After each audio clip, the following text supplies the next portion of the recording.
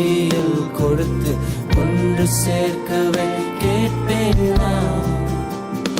ஓசன்னா ஓசன்னா யூதராஜனுக்கே. தந்தை, மைந்தன், தூய ஆவியர் திருப்பெயராலே ஆமென். ஜெபம் செய்வோம். எங்கள் பரலோக தந்தையே, நாங்கள் உம்மை போற்றுகின்றோம். வழிபடக்கூடிய வாய்ப்பை எங்களுக்கு நீ தந்திருக்கிறீர். இதன் வழியாக ஆண்டவரே, நாங்கள் உமக்குள்ளும் நீர் எங்களுக்குள்ளும் ஆழமாக நிலைத்திருப்பதை நாங்கள் உணர, இதன் வழியாக நீர் எங்களுக்கு தந்திருக்கிற பொறுப்புகளை நிறைவேற்ற நீர் எங்களுக்கு அருள் பாராட்ட வேண்டுமானாக கெஞ்சுகிறோம். வழிபாட்டுடைய கரத்திலே கொடுக்கிறோம். நீரை தலைமையேற்று வழிநடத்தும். நாங்கள் பாடுகின்ற பாடல்கள், நாங்கள் கேட்கின்ற திருவார்த்தை, நாங்கள் ஜெபிக்கின்ற விண்ணப்பங்கள் எல்லாவற்றையும் நீ தம்மை அங்கீகரிக்க வேண்டுமென கெஞ்சுகிறோம். நன்மை பேச்சு வழியாக வேண்டிக் கொள்கிறோம். சிமுள்ள பிதாவே ஆமென். வழிபாட்டின் தொடக்கமாக கடவுளுக்கு மாட்சியாக புதுவாழ்வு பாடல் புத்தகத்தில் 60வது பாடல் சர்வலகாதிப நமஸ்காரம் என்ற பாடலை அவரும் எழுதி நின்று பாடலாம்.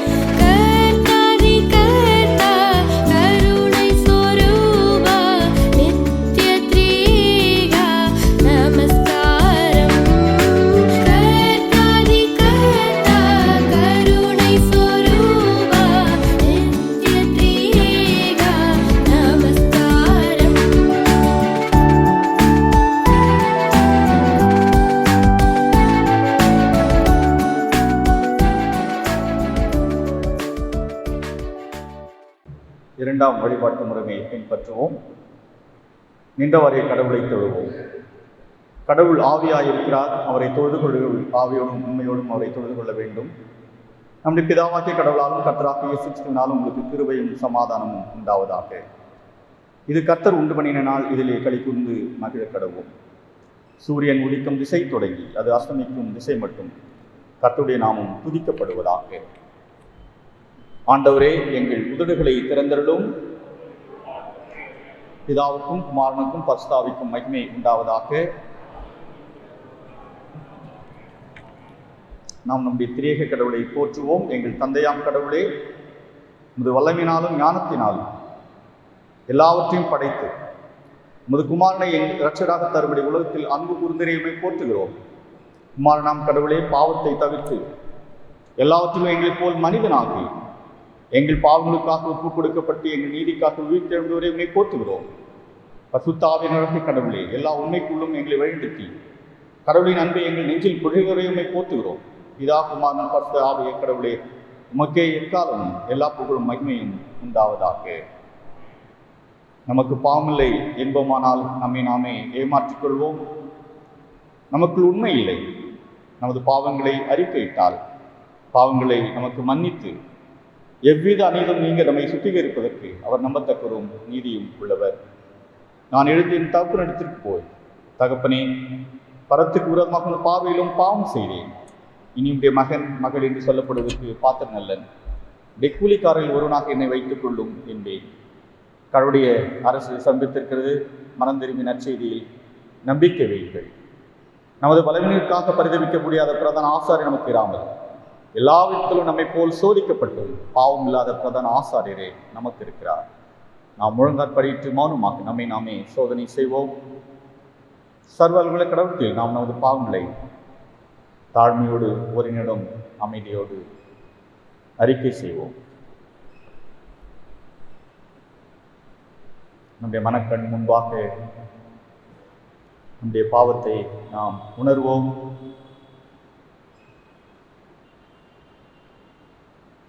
கடவுளுக்கும் நமக்கும் தடுப்பு சுவராக இருக்க, தடையாக இருக்கின்ற, தடைக்கல்லாக இருக்கின்ற பாவத்தை அகற்றுமாறு ஒரு நிமிடம் மனதிலே உண்மையாவது மனம் வருந்தி கேட்போம்.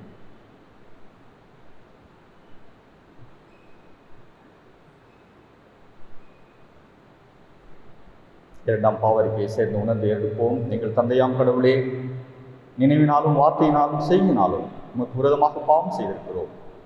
முழு மனதோடு நாங்கள் உண்மை நேசிக்கவில்லை. எங்களுக்கு நாங்கள் அன்பு கூறுவது போல அயரிடத்தில் நாங்கள் அன்பு கூறவில்லை.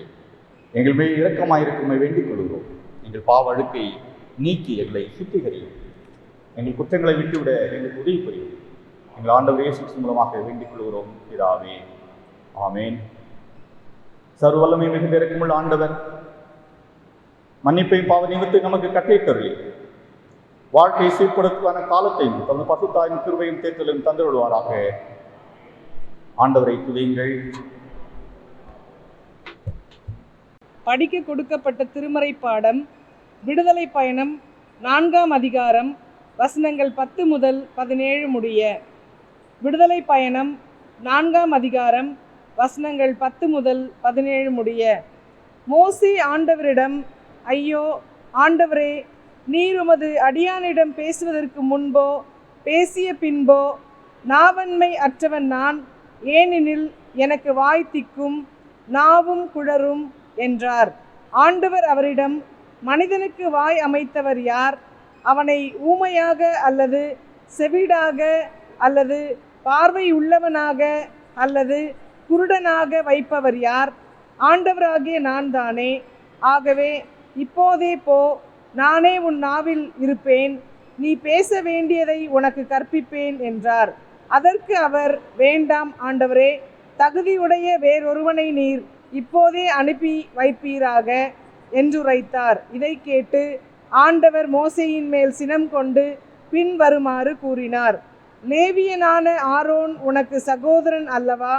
அவன் நாவன்மை உடையவன் என்று எனக்கு தெரியும். இதோ அவன் உன்னை சந்திப்பதற்காக வந்து கொண்டிருக்கின்றான்.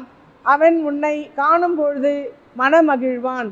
நீ அவனிடம் பேசி இவ்வார்த்தைகளை அவன் வாயில் வைப்பாய். நான் உன் வாயிலும் அவன் வாயிலும் இருந்து கொண்டு நீங்கள் செய்ய வேண்டியவற்றை உங்களுக்கு அறிவுறுத்துவேன். உனக்கு பதிலாக மக்களிடம் அவன் பேசுவதால் அவன் உனக்கு வாயாக இருப்பான், நீயோ அவனுக்கு கடவுள் போல் இருப்பாய். இந்த கோலை கையில் எடுத்து செல்வாய், இதை கொண்டு அருஞ்செயல்கள் ஆற்றுவாய். படிக்க கொடுக்கப்பட்ட வேத பகுதி படித்து முடித்தாயிற்று. தேவனே உமக்கே மகிமை உண்டாவதாக. ஆமென். எங்கள் அன்பின் கடவுளே, வாழ்வு தரும் உடைய வார்த்தையை தியானிக்க உடைய சமூகத்திலே நாங்கள் ஒன்று கூடி வந்திருக்கின்றோம். தூய் ஆவியானவர் அருள் பிரசனத்தை எங்கள் மத்தியிலே உணர்வதற்கு உணர்வுள்ள இருதயத்தை நீர் எங்களுக்கு தாரும். எங்களுடைய சிந்தனைகளும் எங்களுடைய செவிகளையும் ஒருமுகப்படுத்தி அருளும். இயேசுவின் வழியாக ஜெபிக்கின்றோம் எங்கள் அன்பின் கடவுளே. ஆமென். கிறிஸ்துக்குள் அருமையானவர்களே, ஆண்டவராக இயேசு கிறிஸ்துவின் திருப்பெயரிலே உங்கள் அனைவரும் வாழ்த்துகின்றோம். மீண்டுமாக கடவுளுடைய சமூகத்திலே ஒன்று கூடி வருவதற்கு கடவுள் நமக்கு அருள் பாராட்ட இருக்கின்றார். தென்னை திருச்சபையாக இந்த வாரத்தில் நாம் சிந்திக்கும்படியாக கொடுக்கப்பட்டிருக்கின்றதான தலைப்பு மாற்று திறனுள்ளோர் மாண்பும் சார்பு தன்மையும். Differently abled, dignity and dependence. ஒருவேளை இந்த சொல் மாற்று திறனாளி என்பது சமீப ஆண்டுகளிலே நாம் பயன்படுத்துகின்ற ஒரு மாற்று சொல்லாக இருக்கின்றது. அதற்கு முன்பு ஊனமுற்றோர் என்று அழைக்கப்பட்டவர்கள் அவர்கள் ஊனமுற்றவர்கள் அல்ல. ஒருவேளை நம்முடைய பார்வையிலே சரீரத்தில் ஊனமுற்றவர்களாக இருந்தாலும் மனதளவில் ஊனம் அற்றவர்கள் என்று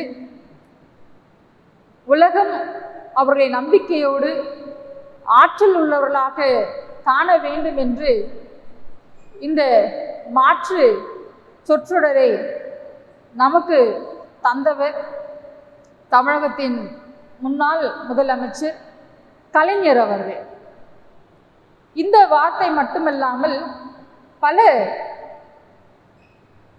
மாற்றங்களை அவர் தமிழ் மொழியில் ஏற்படுத்தியிருக்கின்றார். அதை பார்க்கின்ற பொழுது நமக்கு வியப்பாக இருக்கின்றது. ஒருவேளை இன்றைக்கு திருச்சபை செய்ய வேண்டியதான ஒரு பணியை பொதுநிலையில் பணியாற்றக்கூடியவர்கள் சிந்திக்கின்ற அளவிற்கு, மாற்றங்களை கொண்டு வருகின்ற அளவிற்கு திருச்சபையினால் செயலாற்ற முடியவில்லை என்கிறதான கேள்வி எனக்கு அதிகமாக மேலோங்கி இருந்தது. சமுதாயத்தினால் புறக்கணிக்கப்பட்ட, அவருடைய பெயரை இழிவாக கருதக்கூடிய, ஒரு கேலியாக அவர்களை அவமானப்படுத்தக்கூடிய இருந்த ஒரு சொல்லை திருநங்கை என்கின்றதான பெயரிலே அவர்களுக்கு ஒரு திரு என்கின்றதான அடைமொழியோடு ஒரு மாண்பை ஏற்படுத்தி தந்தவர். இந்த சமுதாயத்தில் வாழ்வதற்கு தகுதியற்றவர்கள் பிறர் அவர்களை காணுகின்ற பொழுது ஒரு அபசகுணமாக பார்க்கின்ற ஒரு சூழல்,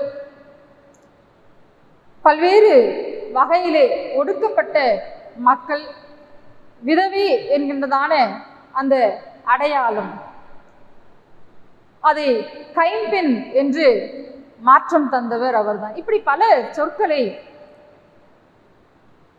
சமூகம் பார்த்த பார்வையில் அன்றி கடவுளுடைய பார்வையிலே அவர்களை கண்டு ஒரு மாண்பை அவர்களுக்கு ஏற்படுத்தி கொடுத்திருக்கின்றார். அந்த வகையிலே அந்த வார்த்தைகள் இன்றைக்கு நாம் பயன்படுத்துகின்ற பொழுதே நமக்கும் கூட அவர்களை காணுகின்ற பொழுது அவர்கள் சாதாரணமானவர்கள் அல்ல, நம்மை விட மேலானவர்கள் என்பதான எண்ணம் நமக்கு எழுகின்றது.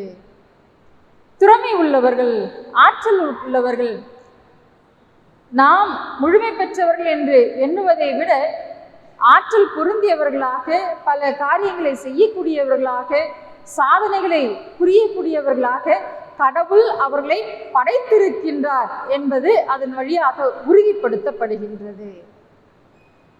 இந்தியாவில் பொறுத்தவரை 2011ஆம் ஆண்டு எடுக்கப்பட்டதான மக்கள் தொகை கணக்கெடுப்பின் அடிப்படையிலே இந்திய ஜன தொகையில் 2.21% மாற்றுத்திறனாளிகளாக அவர்கள் இருக்கின்றார்கள். அதில் 69% கிராம புறங்களிலே வாழுகின்றவர்களாக இருக்கின்றார்கள். நகர்ப்புறங்களிலே 31% வாழுகின்றார்கள். இதற்கு அவர்கள் கொடுக்கின்றதான ஒரு குறிப்பு என்னவென்றால், நகர்ப்புறங்களிலே இருக்கின்றவர்கள் அதை முன்கூட்டியே அறிந்து கொள்வதினால் அல்லது பல வசதிகள் இருப்பதினால் அவர்கள் அதற்கான சிகிச்சையை எடுப்பதினால் அதனுடைய அளவு குறைந்திருக்கின்றது. ஆனால் கிராமப்புறங்களில் அதற்கான விழிப்பு இல்லாததினால், அதற்கான வசதிகள் இல்லாததினால், பொருளாதார தேவை அற்ற நிலையில இருப்பதினால் அவர்களுடைய சதவீதம் அதிகமாக இருக்கின்றது. இதில் பணியாற்றக்கூடியவர்கள் வெறும் 36% பணியாற்றக்கூடியவர்கள். மற்றவர்கள் எல்லாம் பிறரை சார்ந்து வாழக்கூடியவர்களாக இருக்கின்ற ஒரு நிலை. ஒருவேளை இயேசுவானவர் வாழ்ந்த அந்த நாட்களிலே, அவருடைய திருப்பணியிலே, நற்செய்தி பகுதியிலே நாம் வாசிக்கின்ற பொழுது இப்படி அநேக மக்கள் வாழ்ந்த ஒரு நிலை.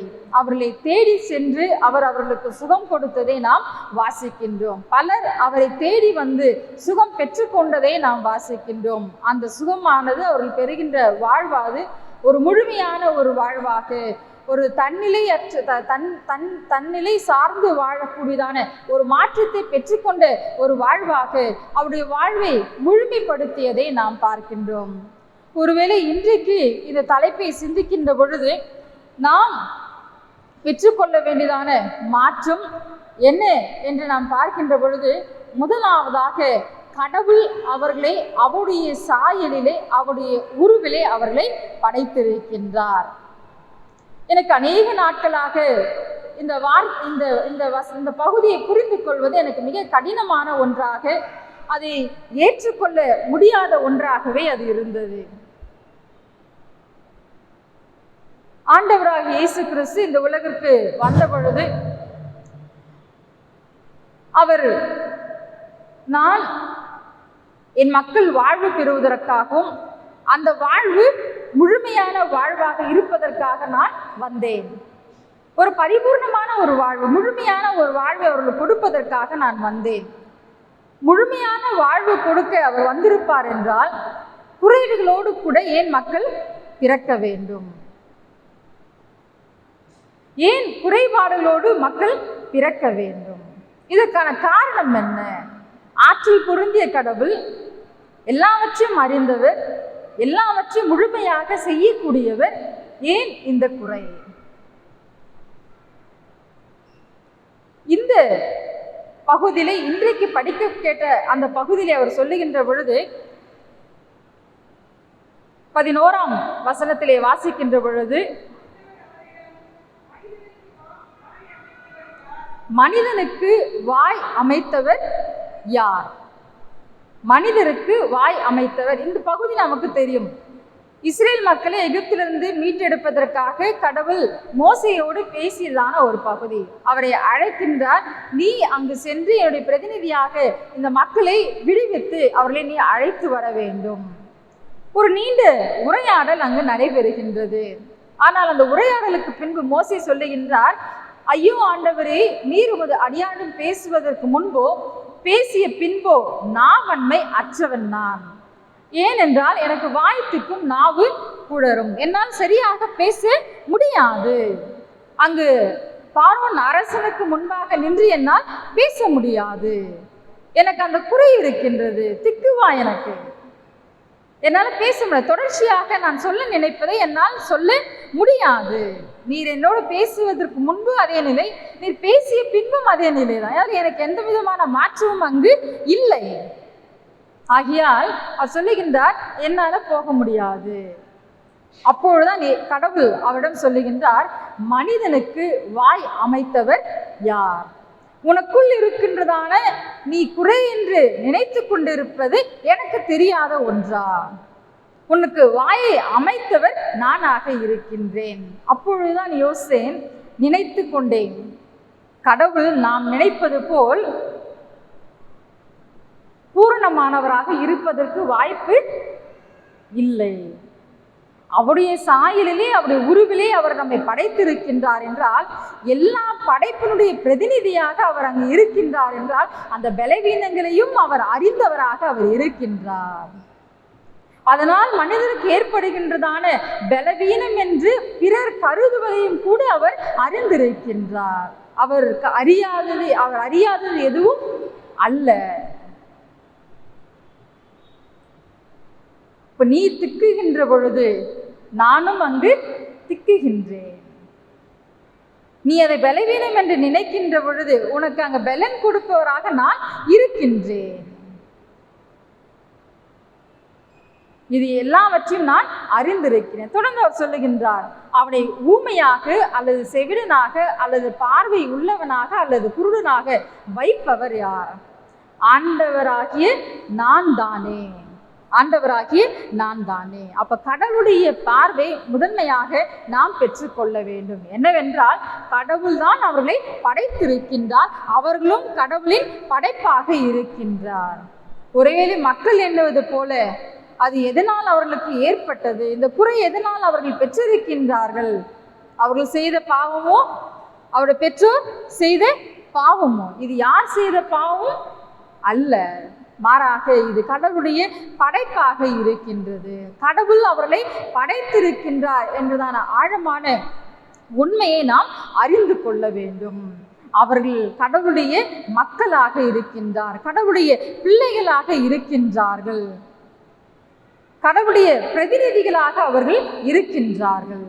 ஆண்டவராகிய நான் தானே எல்லோரையும் நான் படைத்திருக்கின்றேன். இரண்டாவதாக நான் பார்க்கின்ற பொழுது கடவுள் அவர்களை படைத்தவராக மட்டுமில்லாது பலவீனம் என்று அவர்கள் எண்ணுகின்றதான அந்த பலவீனத்தில் அவர்களோடு கூட இருப்பேன் என்பதையும் அவர் அங்கு உறுதிப்படுத்துகின்றார். 12ஆம் வசனத்திலே நாம் வாசிக்கின்ற பொழுது, இப்போதே போ,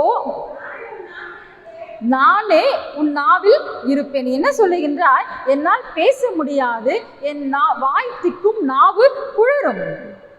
ஆனால் அவர் சொல்லுகின்றார், நீ இப்பொழுதே போ, நானே உன் நாவில் இருப்பேன். அதுதான் கடவுள் அவர்கள் கொடுக்கின்றதான மாண்பாக இருக்கின்றது. நீ பேசுகின்ற பொழுது பலர் உன்னை பார்த்து உன்னை ஏளனமாக பார்க்கின்ற பொழுது நான் உன் நாவில் இருக்கின்றேன். நீ தனிமையாக அல்ல, ஆனால் நீ குறை என்று எண்ணுகின்ற அந்த சூழலில் நான் உன்னோடு கூட நான் இருக்கின்றேன், உன் நாவில் நான் இருப்பேன். யோசித்து பாருங்கள், நாம் மாற்றுத்திறனாளிகள் செய்யக்கூடியதான பல காரியங்களை நம்மால் செய்ய முடியாது. சோஷியல் மீடியாவில் நிறைய பார்த்தீங்கன்னா நிறைய வீடியோஸ் வருது. இன்னைக்கு கை கால் இழந்தவர்கள் தங்களுடைய வாய் வைத்து பல ஓவியங்களை வரைகின்ற ஒன்று. என் பைபிளில் ஒரு புக் மார்க் வைத்திருப்பேன். அந்த படம் ஒரு சீனரி, பார்ப்பதற்கே ரொம்ப அழகாக இருக்கும். ஆனால் இது தெரியாது உங்களுக்கு பார்க்கறதுக்கு. வாயினால் வரையப்பட்ட ஒரு ஓவியம் இது. அவங்களுக்கு கை கிடையாது, அவங்க வாயால் வரைந்த ஒரு ஓவியம் இது. இதை பார்க்கின்ற பொழுதெல்லாம் நாம் குறை உள்ளவர்கள் என்ற எண்ணம் எனக்கு எழும். அவர்களைப் போல் என்னால் வரைய முடியாது. அப்போ அவருடைய பார்வையில் நான், அதுதான் உண்மை. நான் கல்லூரியிலே படிக்கின்ற பொழுது ஆங்கில பிரிவில் ஒரு மாணவி, கண் பார்வை கிடையாது அவர்களுக்கு. இங்கிலீஷ் டிபார்ட்மெண்ட்லேயும் அவங்க தான் டாப்பஸ்ட். முழுமையாக இருக்கின்றோம் என்று எண்ணுகின்ற நம்மால் செய்ய முடியாததை அவர்கள் செய்கின்றார்கள். அப்ப அவருடைய பார்வையிலே நான் ஊனமுற்றவளாக அங்கு இருக்கின்றேன், திறமையற்றவளாக நான் இருக்கின்றேன்.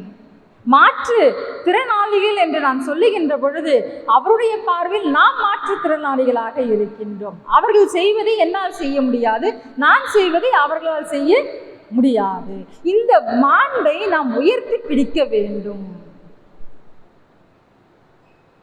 அவர்களை உயிர் உள்ளவர்களாக, ஆற்றல் உள்ளவர்களாக நாம் அவர்களை பார்க்க வேண்டும். எங்களுடைய குடும்ப நண்பர் ஒருவர் திக்குவாய், பேச முடியாது. அவர்னால ஒரு 2-3 வார்த்தைகள் கூட தொடர்ச்சியாக பேச முடியாது. அவர் சொல்ல வருகின்ற கருத்தை மிக சுலபமாக அவர் எங்களோடு கூட பகிர்ந்து கொள்ள முடியாது. ஆனால் பாடல் பாடுகின்ற ஆற்றல் உடையவர், ரொம்ப அழகா பாடுவார். என்ன ஆச்சரியம் என்றால், பாடுகின்ற பொழுது எந்த ஒரு இடத்திலும் திக்கவே திக்காது. ஒரு சிறு பிசைகள் கூட அங்கு இருக்காது. ஒரு தடுமாற்றமே அங்கு இருக்காது.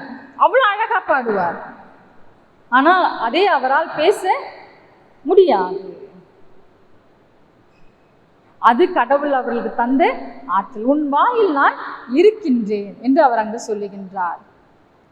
மற்றொரு காரியத்தை நாம் இங்கு புரிந்து கொள்ள வேண்டும் என்றால், அதே 15ஆம் வசனத்திலே நாம் வாசிக்கின்ற பொழுது, இங்கு நீ அவனிடம் பேசி யாரை பற்றி சொல்லுகின்றார் என அவருடைய சகோதரன் ஆரோனை பற்றி சொல்லுகின்றார். ஆரோனை பற்றி கடவுள் அங்கு சொல்லுகின்ற பொழுது, அவர் 14ஆம் வசனத்தில் சொல்லுகின்ற பொழுது, அவன் நாவன்மை உடையவன் என்று எனக்கு தெரியும், உனக்கு நாவன்மை கிடையாது, ஆனால் உன் சகோதரனாகிய ஆரோனுக்கு நாவன்மை உடையவன் என்று எனக்கு தெரியும். அவரால் தெளிவா பேச முடியும். பேசுவதில் எந்த விதமான குறைவும் அவருக்கு கிடையாது.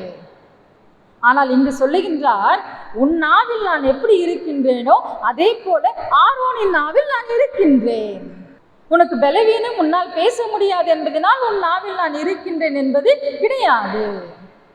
நல்லா பேசக்கூடியதான ஆரோனின் நாவிலும் நான் இருக்கின்றேன்.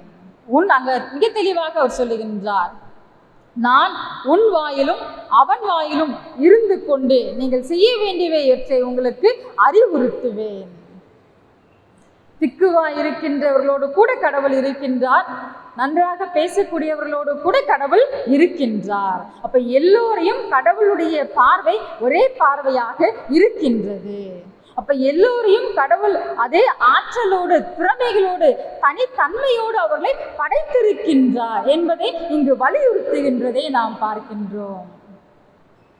முதலாவதாக கடவுளுடைய சாயலில் அவர்களை அவர் படைத்திருக்கின்றார். கடவுளுடைய உருவிலே அவர்களை படைத்திருக்கின்றார். அவர்களுக்கே உரியதான மாண்போடு கூட கடவுள் அவர்களை படைத்திருக்கின்றார்.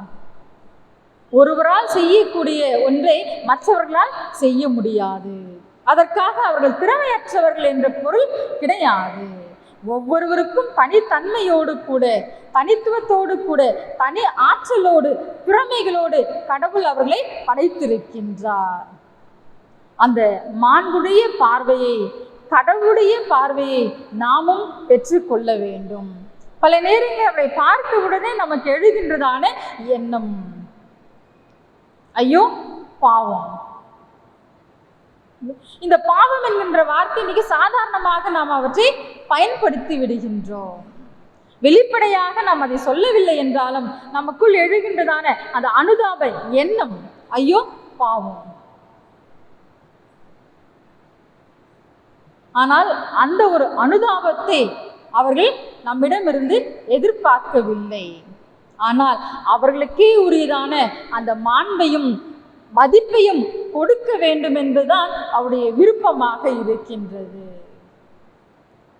நம்மை போலவே சாதிக்கக்கூடியவர்கள், திறமையோடு கூட இருக்கக்கூடியவர்கள், நம்மையும் விட அதிகமாக செயல்படுத்தக்கூடியதான ஆற்றல் உடையவர்கள், அந்த மாண்பின் பார்வையை நாம் பெற்றுக்கொள்ள வேண்டும். மூன்றாவதாக நாம் பார்க்கின்ற பொழுது, அவருக்கு இருக்கின்றதான குறையை அறிந்து, குறை என்பதை விட அவர் அந்த குறைவாக எண்ணுகின்றார், அதை தன்னால் செய்ய முடியாது என்று அவருக்குள் அந்த எண்ணம் எழுகின்ற பொழுது ஆரோனை துணையாக அவர் அனுப்புகின்றார். இது உனக்காக, நீ நம்பிக்கையற்று இருப்பதன் காரணமாக உனக்கு நான் கொடுக்கின்றதான இந்த பணியை செய்ய முடியாது என்று நீ தவிர்ப்பதன் நிமித்தமாக ஆரோனை உனக்கு நான் அனுப்புகின்றேன். துணையாக நான் கொடுக்கின்றேன், நீ ஆரோனோடு கூட நீ செல் என்று அவர் அங்கு சொல்லுகின்றார். இந்த சார்பு தன்மை என்பது மாற்றுத்திறனாளிகளுக்கு மட்டுமே இருக்கின்ற ஒன்று அல்ல. கடவுளால் படைக்கப்பட்ட அனைத்து உயிரினங்களும் ஒன்றை ஒன்று சார்ந்து வாழ வேண்டும் என்பதான அடிப்படையில் தான் படைக்கப்பட்டிருக்கின்றது. நாமும் பிறரை சார்ந்துதான் வாழ்ந்து கொண்டிருக்கின்றோம். தனித்துவத்தோடு நாம் வாழுகின்றோம் என்றால் நிச்சயம் கிடையாது. ஆனால் அவர்களை சார்ந்து தான் நாம் வாழுகின்றோம். அது மனித இயல்பாக இருக்கின்றது. இல்லை என்றால் கடவுளை கூட நாம் மறந்து விட்டவர்களாக, கடவுளையே சாராமல் வாழக்கூடியவர்கள் என்பதான எண்ணம் நமக்கு மேலோங்கிவிடும். அப்ப இந்த சார்பு நிலை என்பது மாற்றுத்திறனாளிகளுக்கு மட்டும் அல்ல, இது எல்லோருக்கும் உரிய ஒரு குணமாக அது இருக்கின்றது. ஒன்றை ஒன்று சார்ந்து வாழ வேண்டும், ஒருவரை ஒருவர் சார்ந்து வாழ வேண்டும், ஒருவரை ஒருவர் நாம் தாங்கி பிடித்து நாம் வாழ வேண்டும். அதுதான் இயல்பாக கடவுளுடைய படைப்பின் நீதியாகவும் அது இருக்கின்றது. மனிதன் தனிமையாயிருப்பது நல்லதல்ல. அது மனிதர்களுக்கு மட்டுமல்ல, அவர் படைத்த எல்லா படைப்புக்கும் அது பொருந்துகின்ற ஒன்றாக இருக்கின்றது. அது கணவன் மனைவி உறவை மட்டும் குறிக்கின்ற ஒன்றாகவும் அது கிடையாது. மனிதர்கள் குழுவாக வாழ வேண்டியவர்கள், ஒரு சமூகமாக வாழ வேண்டியவர்கள்.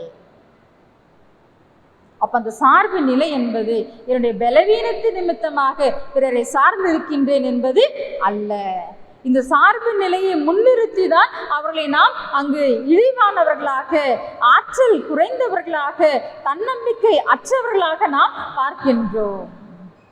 ஆனால் அந்த சார்பு நிலை அவர்களுக்கு மட்டுமல்ல, பர்ஃபெக்டா நிறைவாக முழுமையாக இருக்கின்றோம் என்று நினைக்கின்ற நாமும் பிறரை சார்ந்துதான் வாழ்ந்து கொண்டிருக்கின்றோம். அன்புக்குரியோரே, கடவுளுடைய படைப்பில், கடவுளுடைய பார்வையில் நாம் அனைவருமே கடவுளுடைய பிள்ளைகளாக இருக்கின்றோம். எல்லோருக்கும் திறமைகளோடு கூட, ஆற்றலோடு கூட கடவுள் அவர்களை படைத்திருக்கின்றார். இந்த தலைப்பை நாம் சிந்திக்கின்ற பொழுது எந்த அளவிற்கு திருச்சபையானது அவர்களை ஏற்றிருக்கின்றது. பல நேரங்களிலே அவர்களை குறித்து நாம் எண்ணுவது கூட கிடையாது. இந்த வழிபாடை நாம் நடத்துகின்றோம். ஒருவேளை இங்கு கேட்க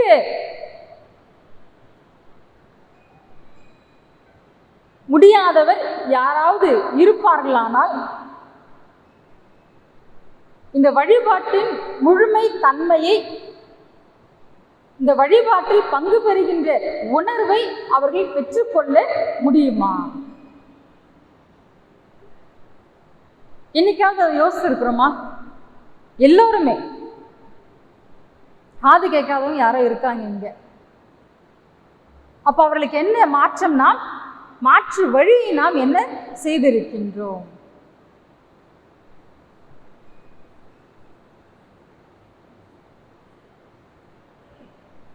ரேம்ப் வச்சிருக்கிறோம், அது ரொம்ப மகிழ்ச்சியான விஷயம். ஆனால் எது வரைக்கும் அவர்களால் வர முடியும்? வராண்டா வரைக்கும் தான் வர முடியும், அதுக்கு மேல இல்லை. என்றைக்காவது அதை நாம் யோசித்திருக்கின்றோமா? அப்படி யாருமே இல்லைன்னு யோசித்துட்டோமா? இல்லைன்னா இதனால் எத்தனை பேர் நம்முடைய வழிபாட்டிலே பங்கு பெறாமல் இல்லங்களிலே தங்கி விட்டு இருக்கின்றார்கள். அதற்கான சூழலை நாம் ஏற்படுத்தியிருக்கின்றோமா?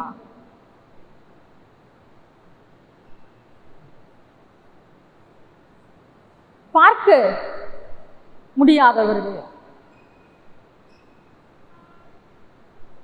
அவர்களுக்கு என்ன மாற்றங்களை நாம் ஏற்படுத்தியிருக்கும்? இந்த வழிபாட்டிலே நம்மோடு ஐக்கியத்திலே இணைந்து கொள்வதற்கு வாய்ப்புகள் அவர்களுக்கு தரப்படுகின்றதா?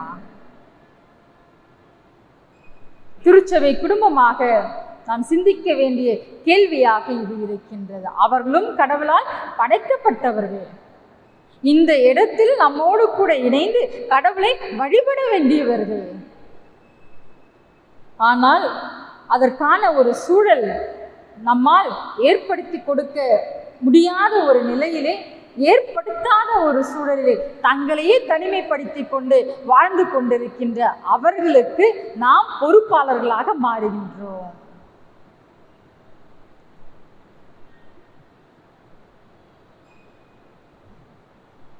இரண்டாவதாக, அப்படி மாற்றுத்திறனாளிகளாக இருக்கின்றவர்களை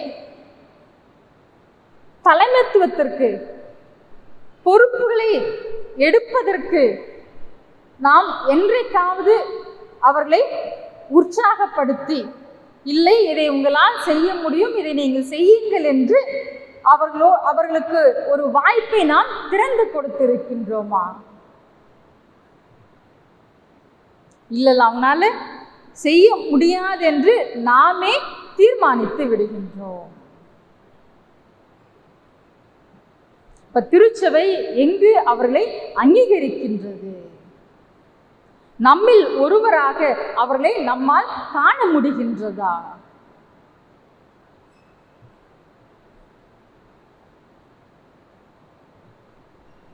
அன்புக்குரியோரே, இன்றைய நாளிலே நாம் இந்த கேள்விகளோடு கூட நாம் திரும்பி செல்ல வேண்டும். கேள்விகளோடு மட்டுமில்லாது இந்த கேள்விகளுக்கான பதிலையும் திருச்சபை குடும்பமாக நாம் தேட வேண்டும். யாரெல்லாம் இப்படிப்பட்ட பாதிக்கப்பட்ட ஒரு நிலையிலே தங்களையே தனிமைப்படுத்தி கொண்டு இந்த வழிபாட்டில் நம்மோடு கூட இணையாமல், இணைத்து கொள்வதற்கு தயங்குகின்றவர்களாக இருக்கின்றவர்களை அடையாளப்படுத்தி இந்த ஐக்கியத்திலே இணைத்து ஒரு முழுமையான வாழ்வை நாம் பெற்றுக்கொள்ள முடியுமா? அவர்களோடு கூட நீங்கள் பழகுகின்ற பொழுது, அவர்களோடு கூட நீங்கள் பேசுகின்ற பொழுது, நம்மை விட எந்த அளவிற்கு அவர்கள் ஆற்றல் பொருந்தியவர்களாக இருக்கின்றார்கள் என்பதை உங்களால் உணர்ந்து கொள்ள முடியும். அவர்கள் பலவீனமானவர்கள் அல்ல, நம்முடைய அனுதாபத்திற்குரியவர்கள் அல்ல, அவர்களை இரண்டாம் நிலையிலே பார்க்கக்கூடியவர்கள் அல்ல. நமக்கு இணையாக, நமக்கு மேலாகவே இருக்கின்றவர்கள். அந்த ஒரு சிந்தையோடு கூட கடவுள் நமக்கு கொடுக்கின்றதான அழைப்பு என்னவென்றால், அவர்களையும் நம்முடைய இந்த திருச்சபை குடும்ப உறவில் ஏற்றுக்கொண்டு ஒன்றிணைந்து வழிபடக்கூடிய சூழலை நாம் பெற்றுக்கொள்ள வேண்டும். மோசே ஒரு சிறப்பான ஒரு தலைவராக நாம் பார்க்கின்றோம். 6 லட்சம் மக்களுக்கு மேலாக அவர்களை விடுவித்து வழிநடத்தி சென்ற தலைவராக நாம் அவரை பார்க்கின்றோம். ஆனால் அவர் எண்ணிருந்ததான எண்ணம், நான் குறை உள்ளவன், என்னால் பேச இயலாது. மக்களோடு கூட பேசுகின்றார், கடவுளோடு கூட பேசுகின்றார். மக்களுக்கும் கடவுளுக்குமான அங்கு மத்தியஸ்தராக இருந்து அவர்கள் வாழ்வு பெறுவதற்காக பல நேரங்களிலே கடவுளோடு கூட பேசுகின்றார். மக்களுக்கு நம்பிக்கை கொடுப்பதற்கு, மக்களுக்கு பல காரியங்களை கற்றுக் கொடுப்பதற்கு மக்களோடு கூட பல நேரங்கள் பேசுகின்றார். எப்பொழுது அவர் பேசியிருந்தாலும் அவரோட வாய் திக்கிதான் பேசியிருப்பார். ஆரோனை அனுப்புகின்றார், ஆனால் நாம் வாசிக்கின்ற பொழுது விடுதலை பயணத்திலே மோசேதான் அங்கு பேசுகின்றார். இந்த உலகம் பார்க்கின்ற பார்வை வேறு, கடவுள் பார்க்கின்ற பார்வை வேறு. இன்றைக்கு கடவுளுடைய பிரதிநிதிகளாக, கடவுளுடைய பிள்ளைகளாக அந்த பார்வையை நாம் பெற்றுக்கொள்ள வேண்டும்.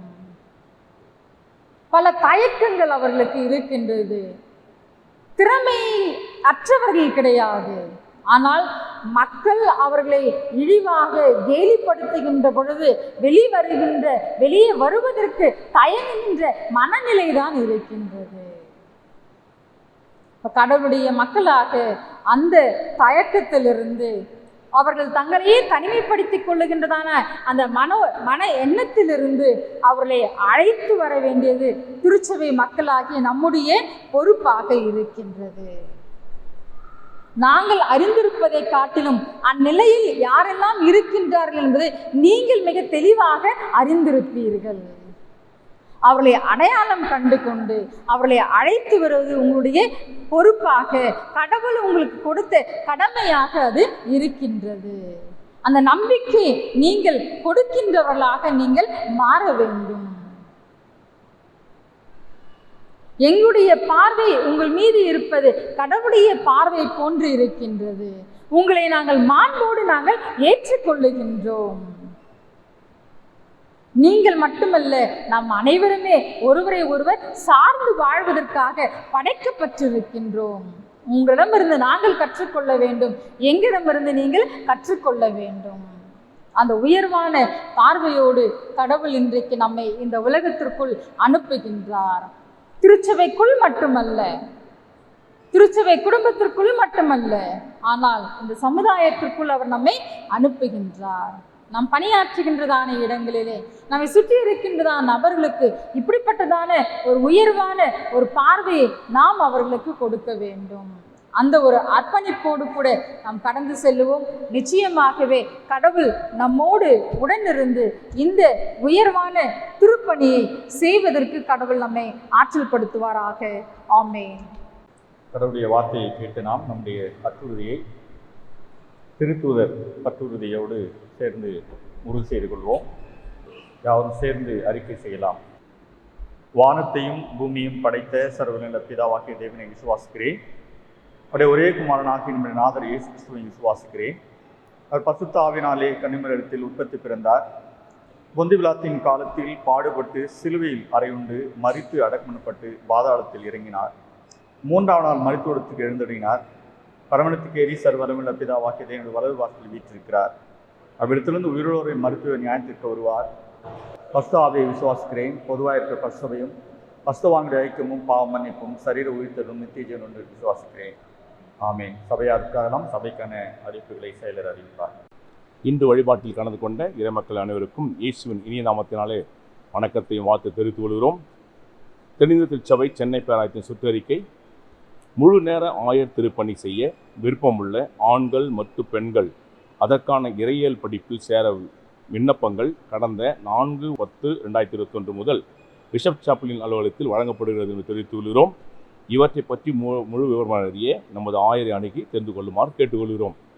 வருகிற 10/10/2021 ஞாயிறு முதல் 16/10/2021 சனிக்கிழமை வரை பிறந்தநாள் மற்றும் திருநாளை காண்பவர்கள் விவரம்: அக்டோபர் 10ஆம் தேதி பிறந்தநாளை காண்பவர்கள் Thiru T Nelson, son of Thiru A David Paul Dhatchinamoorthy, Selvi A ஆக்சுவலி Femina, daughter of Thirumathi Beulah Arumainathan, Selvan Arun Jake, son of Thiru P Johnson, Thirumathi Pushpathai, Thirumathi M Jennifer Sylvia, wife of Thiru Prince Vijay, Thiru G Kishorekumar, Thirumathi S Elsie Jabakumari, wife of Thiru A Selvakumar, Thirumathi P Elizabeth Rani, wife of Thiru T Bhagyaraj, Thiru P Thomas. அதே நாளில் திருநாளை காண்பவர்கள் திரு W Gnanasekar, திருமதி G Jothimani தம்பதியினர். October 10ஆம் தேதி பிறந்தநாளை காண்பவர்கள் Thiru M Sudhanraj, son of Thiru A V Matthew, Selvan V Abinesh, son of Thiru M Vedagiri Vedachalam. அதே நாளில் திருநாளை காண்பவர்கள் திரு என் சாம் நிர்மல்ராஜ், திருமதி எம் ரோஸ்மேரி தம்பதியினர், திரு ஜே ஜான் விக்டர், திருமதி எஸ் ஜாஸ்மின் தம்பதியினர், திரு ஐ ஜார்ஜ் பெர்னாண்டஸ், திருமதி கே ரெபேக்கா தம்பதியினர். அக்டோபர் 12ஆம் தேதி பிறந்தநாள் காண்பவர்கள் Selvi E Demi Janet, daughter of Thiru J Yesudevan, Thiru M Jeyaraj, Thiru V John Thulasingam. அதே நாளில் திருநாளை காண்பவர்கள் திரு ஏ அன்பு செழியன், திருமதி ஜே ஜெமிமா என்கிற உமா தம்பதியினர். அக்டோபர் 13ஆம் தேதி பிறந்தநாளை காண்பவர்கள் Thirumathi E Manimozhi, wife of Thiru Ilanchezhiyan, Thiru K Kelvin Chandru. அதே நாளில் திருநாளை காண்பவர்கள் திரு பால் தன்ராஜ், திருமதி ரெபேக்கால் தம்பதியினர், திரு எஸ் அனுக்கிரகம், திருமதி விமலா ஞானவொலிவு தம்பதியினர். அக்டோபர் 14ஆம் தேதி பிறந்தநாளை காண்பவர்கள் Selvan P David Raja, son of Thiru T பாக் Ponraj, Selvan R Suresh Benjamin, Thirumathi Mercy என்கிற Mahalakshmi wife of Thiru P Jebamani Selvakumar. அதே நாளில் திருமண நாளை காண்பவர்கள் திரு என் ஷியாம்ராஜ், திருமதி பி பிரவீனா தம்பதியினர். அக்டோபர் 15ஆம் தேதி பிறந்த நாளை காண்பவர்கள் Thirumathi S Selvamani wife of Thiru K Selvakumar, Selvan S Solomon Jeyakumar son of Thiru A Selvakumar, Thirumathi Celine Josmin wife of Thiru R Meshach. October 14ஆம் தேதி பிறந்த நாளை காண்பவர்கள் Thirumathi M Lalitha Edward, Thiru H Miller, Thirumathi T Jamuna wife of Thiru J Devarul, Selvi J Alice Femina daughter of Thiru J K James Hari. பிறந்தநாள் மற்றும் திருமணநாளை காண்பவர்கள் அநேக பிறந்தநாள் மற்றும் திருமணநாளுக்கான வாழ்த்துகின்றோம். கிறிஸ்துவுக்குள் பிரியமான திருச்சபையர் யாவரையும் இரட்சகராகிய இயேசு கிறிஸ்துவின் இனிய நாமத்தினாலே வாழ்த்துகின்றேன், ஸ்தோத்திரங்களை தெரிவித்துக் கொள்கின்றேன். கடந்த வார காணிக்கை விவரம் பார்ப்போம். பொது நிதி 4252 ரூபாய், சந்தா 6570 ரூபாய், நற்செய்தி பணிக்கான நிதி 4635 ரூபாய், ஏழைகளுக்கான நிதி 5695 ரூபாய், சிறுவர் ஊழியத்திற்கான நிதி 3430 ரூபாய், வாலிப ஐக்கியத்திற்கான நிதி 2690 ரூபாய், பெண்கள் ஐக்கியத்திற்கான நிதி 2625 ரூபாய், ஆண்கள் ஐக்கியத்திற்கான நிதி 1750 ரூபாய், பேராய விடுதி 2090 ரூபாய், தசமபாகம் 9155 ரூபாய். நமது கிளை திருச்சபை சண்முகபுரம் 5932 ரூபாய். மொத்தம் 48,824 ரூபாய் பொது நிதியிலும், ஆலய கட்டிட நிதியாக 8500 ரூபாய், புதிய ஆலய கட்டிட நிதியாக 9650 ரூபாய், மொத்தம் 18,150 ரூபாய். ஆக மொத்தம் கடந்த வாரம் திருச்சபைக்கு வந்த காணிக்கை 66,974 ரூபாய். நன்றிகள். திருமண அறிக்கை. தென்னிந்திய திருச்சபை சென்னை பேராயம் நமது திருச்சபையினுடைய உறுப்பினர் திரு ஜி தனராஜ் மற்றும் திருமதி டி கீதா அவர்களுடைய மகன் செல்வன் டி உமேஷ் பிரபாகரன் என்பவருக்கும், தென்னிந்திய திருச்சபை சென்னை பேராயம் சிஎஸ்ஐ வடமதுரை குருசேகரம் கேப்ரியல் திருச்சபையை சார்ந்த திரு டி கோபி, திருமதி ஜி லக்ஷ்மி என்பவரின் மகள் செல்வி ஜி கமலி என்பவருக்கும் திருமணம் நடைபெற உள்ளது என்பதை திருச்சபைக்கு அறிவிக்கிறேன். இந்த திருமணத்தில் இவர்கள் இணையக்கூடாதபடி நியாயமான தடை காரணம் தெரியுமானால் அதை சபையின் ஆயருக்கு எழுத்து மூலமாக தெரிவிக்குமாறு கேட்டுக்கொள்கிறேன். இது இவர்களுக்கு 3ஆம் அறிக்கை.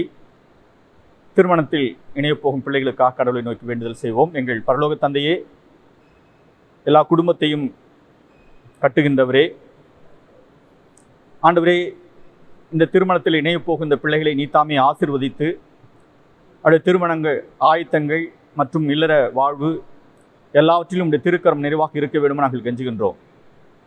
தொடர்ந்து ஆண்டவரே அவர்கள் உம்மை தலைமைத்துவமாக ஏற்று ஆண்டவரே உமக்கு கீழ்ப்படிந்து நடக்க நீர் கிருபை செய்யும். தொடர்ந்து ஆண்டவரே எல்லா ஆயத்தங்களோடும் மேலான கிருபை இருப்பதாக. குறிப்பாக தொற்று காலத்திலே உடைய பிள்ளைகளை நீ பாதுகாத்து வழிநடத்திடும். நல்மீட்பு இயேசு கிறிஸ்துவின் வழியாக வேண்டிக் கொள்கிறோம் ஜீவனுள்ள பிதாவே, ஆமென். ஜெபம் செய்வோம். கர்த்தர் உங்களோடு இருப்பாராக. கர்த்தாவே எங்களுக்கு இறங்கும், கர்த்தாவே எங்களுக்கு இறங்கும். குடும்ப இறைவேண்டலை சேர்ந்து எடுப்போம். பரமனுக்கு எங்கள் பிதாவே, நாம் பரிசுத்தப்படுவதாக, இந்த ராட்சம் வருவதாக, சித்த பரமனத்திலே செய்வது போல பூமியிலையும் செய்யப்படுவதாக. அன்றுள்ள அப்பத்தை எங்களுக்கு இன்று தாரும். எங்களுக்கு விரோதமாய் குற்றம் செய்வதற்கு நாங்கள் மன்னிப்பது போல எங்கள் குற்றங்களை எங்களுக்கு மன்னியும். எங்களை சோதனைக்குள் பிரவேசிக்க பண்ணாமல் தீமிருந்து எங்களை ரட்சித்துக் கொள்ளும். ராட்சமும் பல்லமையும் மகிமையும் எங்களுடைய ஆமென். எங்கள் பரலோக தந்தையே, நாங்கள் உம்மை போற்றுகிறோம். மீண்டுமாக வழிபடக்கூடிய வாய்ப்பை எங்களுக்கு நீ தந்ததற்காக நாங்கள் நன்றி செலுத்துகிறோம். தொற்றிலிருந்து ஆண்டவரே நீர் எங்களை விடுவித்து நல்ல ஒரு மகிழ்ச்சியான சூழலை நாங்கள் எதிர்கொள்ளத்தக்கதாக நீர் கிருபை பாராட்டி விடுமா நாங்கள் கெஞ்சுகிறோம். இப்பொழுதும் ஆண்டவரே இந்த சூழ்நிலையிலே நீர் எங்களை பாதுகாத்து வருவதற்காக நாங்கள் நன்றி செலுத்துகிறோம். இந்த உயிர் உம்முடைய உயிர், நீர் எங்களுக்கு ஈவாக தந்திருக்கிறீர். எங்களை நாங்கள் பாதுகாத்துக் கொள்ளவும் பிறரை நாங்கள் பாதுகாக்கின்ற மிகப்பெரிய பொறுப்பை எங்கள் கரங்களில் அடைத்திருக்கிறீர். இப்பொழுது ஆண்டவரே இந்த வழிபாட்டில் பங்கு பெற்றுக்கொண்ட பிள்ளைகள் ஒவ்வொருவரையும் இந்த கரத்தில் கொடுக்கிறோம். அவருடைய வேண்டுதல்கள், விண்ணப்பங்கள் எல்லாவற்றையும் தாமே அங்கீகரிக்க வேண்டுமா நாங்கள் கெஞ்சுகிறோம். வழிபாட்டுக்கு வர இயலாதவர்கள் கரத்தில் கொடுக்கிறோம். இந்த பிரச்சனத்தை அவர்கள் உணர கிருபை பாராட்ட வேண்டுமா நாங்கள் கெஞ்சுகிறோம். இப்பொழுது ஆண்டவரே எங்களுடைய ஐக்கியத்திலே சுகவீனமாக இருக்கின்ற திருமதி சாந்தா மேரி அவர்களுக்காக வேண்டிக் கொள்கிறோம். மருத்துவமனையிலே அனுமதிக்கப்பட்டிருக்கிற அவர்களை நீரே சுகப்படுத்தி விரைவில் எங்களுடைய ஐக்கியத்திலே நீர் இணைக்க வேண்டுமா நாங்கள் கெஞ்சுகிறோம். அது நிமித்தமாக ஆண்டவரே சோர்ந்து போயிருக்கிற இந்த குடும்பத்தை நீ தாமே திடப்படுத்தி தைரியப்படுத்தி தொடர்ந்து ஆண்டவரே அவர்கள் முற்றிலுமாக சுகமாகி எங்களுடைய ஐக்கியத்தில் இணைந்து குடும்பமாக ஆண்டவரே நாங்கள் உங்களுக்கு நன்றிகள் இருக்க நீர் எங்களுக்கு கிருபை பாராட்ட வேண்டும் நாங்கள் கெஞ்சுகிறோம். அதேபோல் ஆண்டவரே வாசு அவருடைய மனைவி அவர்களுக்காக வேண்டிக் கொள்கிறோம். சுகமாக இருக்கிற அருமை சகோதரி கரத்தில் கொடுக்கிறோம். நீரே ஆண்டவரே அவர்களை சுகப்படுத்தும் உடைய வல்லக்கரம் அவர்கள் மேல் தங்குவதாக. எங்களுக்கு சுகத்தை அருளுகிறவர் நீர். எனவே ஆண்டவரே மருத்துவர்களுக்கு தேவையான எல்லா ஞானத்தை, ஆற்றலை, இன்றைய தெய்வீக தன்மையை உணரத்தக்கதாக நீர் கிருபை பாராட்ட வேண்டும் நாங்கள் கெஞ்சுகிறோம். ஆண்டவரே அவர்களுக்காக நாங்கள் எப்பொழுதும் அதிகமாக ஜெபிக்க நீர் எங்களுக்கு கிருபை பாராட்ட வேண்டும் நாங்கள் கெஞ்சுகின்றோம். மற்றும் சுகவீனமாக மருத்துவமனையிலே இல்லங்களிலே அனுமதிக்கப்பட்டிருக்கிற ஒவ்வொருக்காக நாம் வேண்டிக் கொள்கிறோம். ஒவ்வொருட நிறைவான கிருபை என்று வேண்டுவதாக. நாங்கள் நலம் பெற்று வாழ வேண்டும் என்பது உடைய அருள். எனவே நாங்கள் அவற்றை விசுவாச பயிற்சியின் வழியாக நாங்கள் பெற்றுக்கொள்ள நீர் அருள் பாராட்ட வேண்டும் நாங்கள் கெஞ்சுகிறோம். சுவீனமாக இருக்கிற ஒவ்வொரு கரத்தில் நாங்கள் கொடுக்கிறோம். எங்களை முழுமையாக அர்ப்பணம் செய்கிறோம். தொடர்ந்து ஆண்டவே படிக்கின்ற பிள்ளைகளுக்காக வேண்டிக் கொள்கிறோம். வேலையிலே தங்களை ஈடுபடுத்திக் கொண்டிருக்கிற பிள்ளைகளுக்காக வேண்டிக் கொள்கிறோம். திருமணத்துக்கு எதிர்நோக்கி இருக்கிற பிள்ளைகளுக்காக நாங்கள் வேண்டிக் கொள்கிறோம். வேலை எதிர்நோக்கி கொண்டிருக்கிறவர்களுக்காக வேண்டிக் கொள்கிறோம். இன்னும் ஆண்டவரே இந்த கொரோனா தொற்றிலே முன்கண பணியாளர்களாக ஈடுபட்டிருக்கிற ஒவ்வொரு கரத்தை நாங்கள் கொடுக்கிறோம். விவசாயிகளுடைய போராட்டத்திற்காக நாங்கள் வேண்டிக் கொள்கிறோம். ஆட்சியாளர்களுக்கு ஆண்டவரே மக்கள் மீது கருத்தினை கொண்டு ஆட்சி செய்கின்ற ஒரு நல்ல ஒரு புதிய இதயத்தை நீர் அவர்களுக்கு தர வேண்டுமா நாங்கள் கெஞ்சுகின்றோம். இப்பொழுதும் ஆண்டவரே இங்கு வந்திருக்கிற பிள்ளைகள் ஒவ்வொரு கரத்தில் கொடுக்கிறோம். நாங்கள் எப்பொழுதும் ஆண்டவரே நாங்கள் இம்மோடு அதிகமாக ஜெபிக்கவும் ஜெபத்தின் வழியாக ஆண்டவே நாங்கள் இப்படிப்பட்ட தொற்றை ஆண்டவரை நாங்கள் நீங்க பெற்று ஒரு மகிழ்ச்சியான சூழலை நாங்கள் எதிர்கொள்ளத்தக்கதாக கிருபை பாராட்ட வேண்டும் நாங்கள் கெஞ்சுகிறோம். இப்பொழுது ஆண்டவரை கேட்ட உடைய வார்த்தைக்காக நாங்கள் உங்களுக்கு நன்றி செலுத்துகிறோம். ஆண்டவரே நாங்கள் அவர்கள் மேல் இரக்கம் கொள்ளாமல் எங்களுக்கு இணையாக நீரர்களை படைத்திருக்கிறீர், ஏன் மேலாகவும் அவர்கள் இருக்கிறார்கள் என்ற உணர்விலே எங்களுடைய உடன் விசுவாசிகளாக உடன் மனிதர்களாக நாங்கள் அவர்களை எண்ணத்தக்கதாக கிருபை பாராட்ட வேண்டுமா நாங்கள் கெஞ்சுகிறோம்.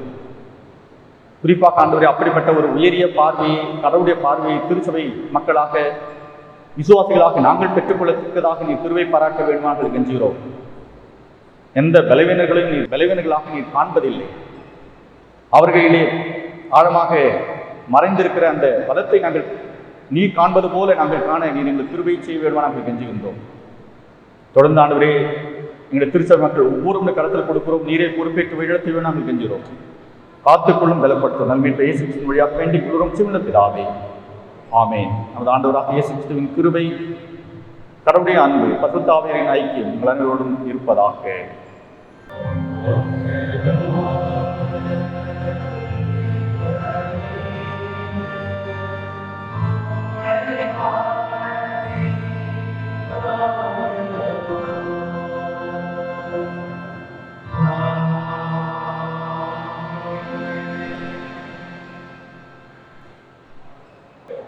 Oh,